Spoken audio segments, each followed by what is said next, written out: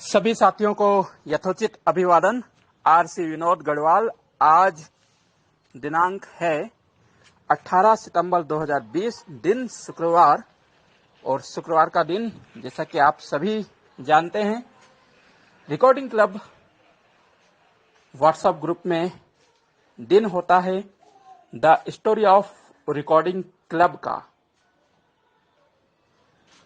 Recording club की story या recording club की कहानी उन साथियों के लिए है जो कि आज रिकॉर्डिंग क्लब के साथ जुड़ते चले जा रहे हैं। तो रिकॉर्डिंग क्लब कैसे बना, यह कैसे आगे बढ़ा, राजस्थान से प्रारंभ हुआ एक व्हाट्सएप ग्रुप आज कैसे देश भर के 25 राज्य से अधिक राज्यों तक अपनी पहुंच बना सका है।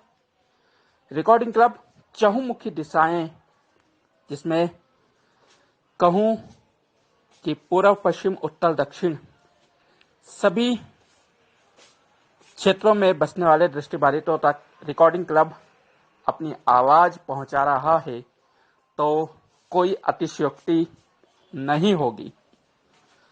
और इसी रिकॉर्डिंग क्लब की कहानी को आप सबके बीच रखने का अवसर अभी मुझे प्राप्त है। तो हाजिर हूं दोस्तों, the story of recording club part 113 के साथ। हालांकि यह बात भी मैं जानता हूं कि आप में से बहुत सारे साथी the story of recording club को नहीं सुनते हैं, नहीं पसंद करते हैं। रिकॉर्डिंग क्लब के व्हाट्सएप समूह में लगभग 1200 साथी हमारे साथ प्रत्यक्ष रूप से जुड़े हुए हैं। इसके बावजूद 5 से 10% साथी ही the story of recording club सुन रहे हैं, किंतु इससे रिकॉर्डिंग क्लब को कोई फर्क नहीं पड़ता है। कुछ मायूसी जरूर होती है कि हम जिन साथियों के लिए यह कहानी बता रहे हैं वो इसका लाभ नहीं उठा रहे हैं और रिकॉर्डिंग क्लब को उस तरीके से नहीं जान रहे हैं जिस तरीके से उनको जानना चाहिए। बहरहाल अभी रिकॉर्डिंग क्लब मेरे पास, रिकॉर्डिंग क्लब की कहानी मेरे पास है और मैं रहता हूं इंदौर, मध्य प्रदेश में। तो साथियों, आज की स्टोरी पार्ट 113 की कहानी को आगे बढ़ाते हैं। और जैसा कि आप सभी जानते हैं कि रिकॉर्डिंग क्लब कहानी के माध्यम से मैं मेरे व्यक्तिगत जीवन की बातें अभी आपके सामने रख रहा हूं, जिसके लिए मुझे कई वर्षों के पन्ने पलटने होते हैं। मेरे साथ जो गठित हुआ, इसी दौरान बहुत सी बातें कभी आपको बताई जाती है तो कभी मिस भी हो जाती है, किंतु हम सभी ये प्रयास करते हैं कि जो खास खास घटनाएं घटी है उनको हम स्मरण कर सके। मेरे एक साथी से अभी 2 दिन पहले चर्चा हो रही थी, तो उसने बताया कि विनोद भैया, आपके साथ वो घटना घटी थी और आपने ये घटना तो रिकॉर्डिंग क्लब में बताई नहीं। मैंने कहा यार, हो जाते हैं, भूल जाते हैं। बहरहाल आपने याद दिलाया तो मैं नेक्स्ट स्टोरी में जरूर उसको भी सभी के साथ साझा करूंगा। तो एक बार पुनः थोड़ा सा पीछे लौटते हैं। ज्यादा पीछे की बात नहीं है, 1-2 वर्ष पीछे लौटना होगा। बात है ग्रेजुएशन, जब मैं बीए कर रहा था PMB Gujarati arts and law college से। तब आप सभी को पता होगा छात्र संघ के चुनाव होते हैं कॉलेजों में, स्कूलों में भी होते हैं। तो वर्ष 2000 2002 में मैं जब सेकेंड ईयर क्लास में था, तब वहां पर चुनाव होते थे हर वर्ष, लेकिन फर्स्ट ईयर में इतना कोई इंटरेस्ट नहीं लिया। सेकेंड ईयर में इंटरेस्ट लेते हुए विभिन्न समितियों का गठन किया जाता था। ऐसे में एनएसएस में हमारी सक्रियता थी, तो एनएसएस की बागडोर हमको मिली। सतीश गहलोत को अध्यक्ष बनाया गया, जो कि मेरे परम मित्र हैं, जैसा आप सभी जानते भी हैं, और मुझे सचिव का पद दिया गया। तो उस साल हमने बखूबी एनएसएस की गतिविधियों को संचालित करते रहे। इसके बाद फाइनल ईयर में भी चुनाव की बारी हुई। कॉलेज के समय हमने एबीवीपी अखिल भारतीय विद्यार्थी परिषद की सदस्यता ले रखी थी। तो जब फाइनल में चुनाव हुए सेकेंड ईयर में, तो हमने एनएसएस को संभाला। फाइनल में जब चुनाव की बारी आई, तो हमने सोचा फाइनल ईयर है, पढ़ाई पर ही ध्यान दिया जाए, किसी भी प्रकार की चुनाव में सहभागिता नहीं की जाए। किंतु मेरे कुछ जो सहपाठी थे, वो चाहते थे कि मैं इस बार भी चुनाव लड़ूं, और एबीवीपी ने एक ऐसे व्यक्ति को प्रेसिडेंट का उम्मीदवार बनाया, महाविद्यालय प्रेसिडेंट का, अध्यक्ष का, जो कि उनकी दृष्टि से ठीक नहीं था। तो होता यूं था कि समितियों के पहले चुनाव होते थे। एक दिन पहले जितनी भी समितियां बनती थी, उन कमेटियों के चुनाव होते थे, और दूसरे दिन फिर सीआर, क्लास रिप्रेजेंटेटिव के चुनाव होते थे। और ये सभी मिलकर जो हैं, वो जो 4 पदाधिकारी होते हैं, अध्यक्ष, उपाध्यक्ष, सचिव और सहसचिव, इन चारों का चुनाव करते हैं। यानी कि प्रत्यक्ष और अप्रत्यक्ष दोनों ही निर्वाचन प्रणालियों से उस समय महाविद्यालय के चुनाव होते थे। तो समितियों का चुनाव हो गया था। हमने समितियों के चुनाव में भाग नहीं लिया। अखिल भारतीय विद्यार्थी परिषद ने हमको वरीयता नहीं दी, जबकि उस समय काफी कुछ मेरी कॉलेज में चलती भी थी, ऐसा लोगों का मानना था। अब मैं तो नहीं कहता हूं कि कितना चलता था, जिसको देखते हुए फिर समितियों के चुनाव जब मैंने नहीं लड़े, और इसकी बात एनएसयूआई के संगठन को लगी, एनएसयूआई के जो उस समय करता धरता थे उनको लगी, तो आप मानेंगे नहीं दोस्तों, दूसरे दिन सीआर का चुनाव होना था। मान लीजिए आज शुक्रवार है, आज समितियों का चुनाव हुआ है, और शनिवार को जो है सीआर और कॉलेज के उच्च पदाधिकारियों का चुनाव होना है। ऐसे में आज की रात लगभग 10:30-11 का समय होगा, जितना मुझे याद आ रहा है। तब मेरे उसी मकान पर, जहां पर मैं किराए से रहता था, लाइट वगैरह नहीं थी। ऐसे में 2 बंदे रात में मेरा घर ढूंढते ढूंढते आते हैं और मुझे जगाते हैं, और वो बंदा था शहर कांग्रेस अध्यक्ष Incoming call. Navigate up. शहर कांग्रेस अध्यक्ष उस समय थी चड्डा साहब, उनके भतीजे, जो कि हमारे कॉलेज की गतिविधियों को देखते थे। रोमी हम कहते थे उनको, नाम मेरा ध्यान से उतर रहा है, रोमित सिंह चड्ढा ऐसे ही कुछ करके उनका नाम था। तो रोमी भाई मेरे घर आए कि विनोद भाई, हम चाहते हैं कि आप एनएसयूआई की ओर से अध्यक्ष का चुनाव लड़ें, और जिसके लिए हमने समुचित प्रबंध कर लिए हैं। आज जो समितियां जीती हैं, मुझे जानकारी मिली है कि काफी उसमें आपके सहयोगी हैं और जो कि आपको चाहते भी हैं। इस संबंध में हमारी जो कॉलेज मैनेजमेंट है उनसे भी चर्चा हुई है, तो आप बिल्कुल भी चिंता ना करें। तो मैंने बोला रोमी भाई, यार चुनाव हो गए हैं और अब हमने भाग नहीं लिया है, तो अब कोई रास्ता नहीं बचा है कि मैं आपकी जो सलाह है, आपका जो प्रस्ताव है, उस पर कार्य कर सकूं। तो उन्होंने बोला, नहीं विनोद भाई, ऐसा है कि एक रास्ता बचा हुआ है और उसी रास्ते के माध्यम से हम आपको अध्यक्ष बनाएंगे।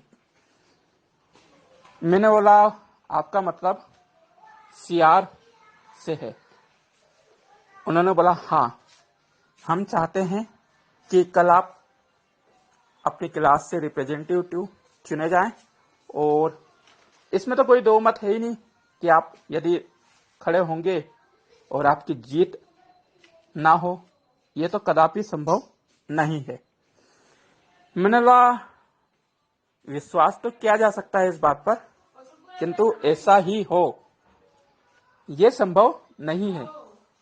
रोमी भाई बोले, विनोद भाई, जितना तुम्हारे बारे में मैंने अध्ययन करा है, तो मुझे 100 नहीं 1000% विश्वास है कि आप सीआर का चुनाव आसानी से जीत जाएंगे। बोले, आपको कुछ भी नहीं करना है, आपको काफी डर है क्योंकि जी आप अकेले आते जाते हैं और आपके साथ आंखों की भी समस्या है। मैंने, हाँ रोमी भाई, बहुत सारी समस्याओं के चलते ही मैं इन चुनावों में भाग नहीं ले रहा हूं। उन्होंने बोला, कुछ भी नहीं, सुबह 8:30-9 बजे सीआर के चुनाव है, आप कहीं नहीं जाएंगे। 8 बजे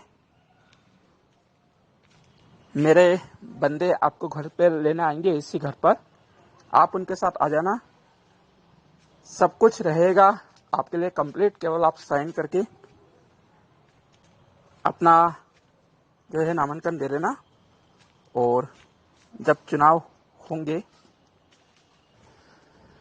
तब देख लिया जाएगा। ठीक है भाई।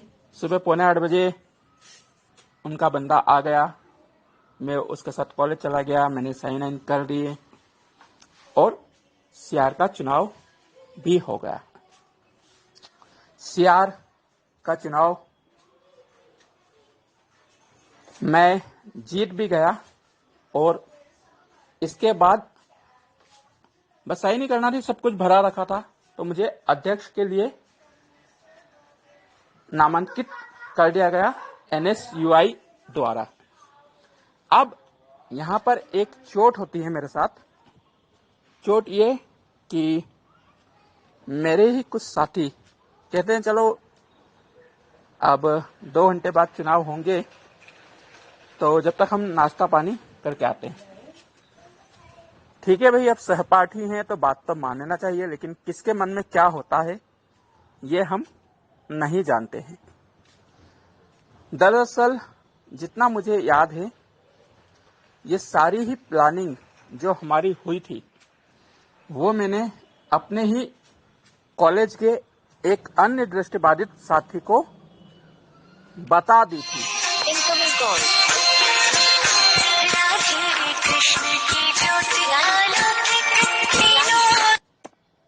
Navigate up. मेरे ही एक अन्य दृष्टिबाधित साथी को मैंने बता दिया था। तो उसी दृष्टिबाधित साथी ने, जितना मुझे अनुमान है कि मेरी ये सारी प्लानिंग एबीवीपी के कार्यकर्ताओं को बता दी कि इस प्रकार से कल घटनाक्रम होगा। तो मेरे जो सहपाठी थे, है ना, क्योंकि उस दिन सतीश कॉलेज आया ही नहीं था।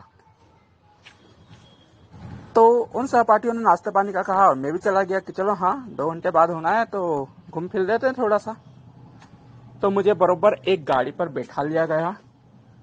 बीच में ड्राइवर एक गाड़ी चलाने लगा आगे और मेरे से पीछे एक और। अब कॉलेज के स्टूडेंट कैसे होते हो तो आप जानते ही हैं। तो 3 लोग और 2-3 बाइक पर अन्य 2-3 लोग चले, हम 3-4 लोग। बोले आज तो चुनाव हुए हैं यार, जीते हैं अपन, कहीं दूर चल के नाश्ता करते हैं। ठीक है, चले भैया। थोड़ा करीबन 1-1.5 घंटे गाड़ी चलने के बाद मैंने लगा इतने कौन सी दूर जगह जा रहे हैं। तो फिर मुझे बताया गया 3 इमली करके एक जगह है, वहां पर ले जाकर रुक गए वो लोग।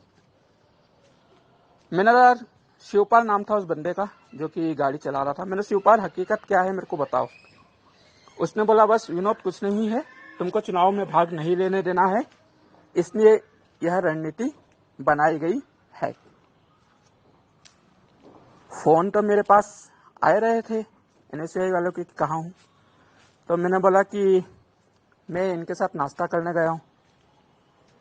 उन्होंने बोला कि विनोद जी आप जल्दी आओ, इधर प्रक्रिया चालू हो रही है।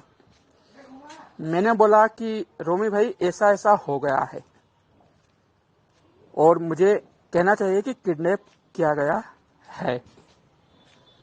रोमी भाई ने जो कॉलेज के चुनाव अधिकारी थे, चुनाव प्रभारी थे, उन प्रोफेसर से बात करी। प्रोफेसर साहब चिंतित हुए, उन्होंने प्रिंसिपल सर से बात करी। उस समय डॉक्टर अरविंद पाल देख रहे थे कॉलेज को। तो मुझसे जो चुनाव अधिकारी थे प्रोफेसर अजय सिंह, उन्होंने कहा कि हम चुनाव स्थगित कर देते हैं इसी के आधार पर कि चुनाव लड़ने वाले प्रत्याशी का अपहरण हुआ है और वो लापता हैं। 2-3 बार लगातार फोन आते रहे। तो साथियों, जो मेरा कॉलेज आने जाने का रास्ता था वहीं पर ABVP का कहना चाहिए अड्डा भी था रास्ते में, सरबटे बस स्टैंड के पीछे। तो मैंने काफी चिंतन मनन करा और मेरे प्रोफेसर, मेरे प्रिंसिपल साहब से रोमी भाई को कन्वे किया कि देखिए आज चुनाव होंगे लेकिन मेरे को तो पढ़ाई कंटिन्यू करना है और कॉलेज आना जाना भी पड़ेगा। जिसके चलते मैं रोमी भाई आपसे क्षमा चाहूंगा, माफी मांगता हूं मैं। आप मेरी परिस्थितियों को समझिए और मैं अब ये चुनाव नहीं लड़ूंगा। मैंने चुनाव अधिकारी से भी कह दिया कि सर आप चुनाव संपन्न करा दें, मैं चुनाव में भाग नहीं ले रहा हूं। उन्होंने बोला कि सोच लो। मैंने सर सोच लिया। मेरे इतना कहने के बाद वहां चुनाव प्रक्रिया चालू हुई। चुनाव जब प्रक्रिया संपन्न हो गई, ABVP के लोगों का जब मेरे किडनैपरों को फोन आ गया कि चुनाव संपन्न हो गए हैं, अब आप वापस आ जाओ, तब मेरे उन साथियों ने मुझे ससम्मान मेरे घर छोड़ दिया। मैं उस दिन कॉलेज नहीं गया। 2-3 दिन तक मैं कॉलेज नहीं गया और फिर रेगुलर मैंने मेरी पढ़ाई चालू कर दी। चुनाव प्रक्रिया से मैं पूरी तरह से विमुक्त हो गया। तो एक अवसर आया था राजनीतिक जीवन में कि जब मैं बहुत कुछ कर सकता था, लेकिन अपने ही साथियों ने, वो कहते हैं ना कि हमें तो अपनों ने लूटा, गैरों में कहाँ दम था, मेरी किश्ती थी डूबी वहां जहां पानी कम था। तो ऐसा ही कुछ हुआ और यही घटना मेरी आप लोगों से बताने की रह गई थी। तो आज आपके सामने ये बात भी मैंने शेयर की। और इसी दौरान ये वही समय था जब मुझे मेरे दोस्तों ने एक लड़की से दोस्ती करने की चुनौती भी दी थी। जिन साथियों ने हमराही का प्रोग्राम मेरा सुना हो, उसमें मैंने इस बात का जिक्र किया है। तो यहाँ से एक और मेरी स्टोरी प्रारंभ हुई। हालांकि उसे मैं यहाँ पर शामिल नहीं करूंगा क्योंकि हम रही जो प्रोग्राम में उसे बताया जा चुका है। तो साथियों, बहुत कुछ हम रिकॉर्ड करते करते समय भूल जाते हैं, फिर बाद में याद आता है। किंतु आप यकीन मानिए कि जो कुछ भी याद आएगा वो आपके साथ जरूर साझा किया जाएगा, आपको बताया जाएगा। फिलहाल आज की रिकॉर्डिंग कुछ ज्यादा लंबी हो रही है और आज पिछली बातों पर हम बिल्कुल भी चर्चा नहीं कर पाए हैं। किंतु आप यकीन मानिए, स्टोरी वहीं से चालू हुई थी जहां पर समाप्त की गई है। कब, कैसे मैंने दुकान खोली, कैसे मैंने प्रूफ रीडिंग की और कैसे अपनी जिंदगी का सफर जारी रखा है। ये सफर जारी रहेगा, किंतु अब the story of recording club 114 के साथ। आज के लिए इतना ही। आप सभी रिकॉर्डिंग क्लब के साथ बने रहें, पढ़े पढ़ाएं, सीखें और सिखलाएं। इसी ध्येय वाक्य के साथ आप सभी को नमस्कार। Send but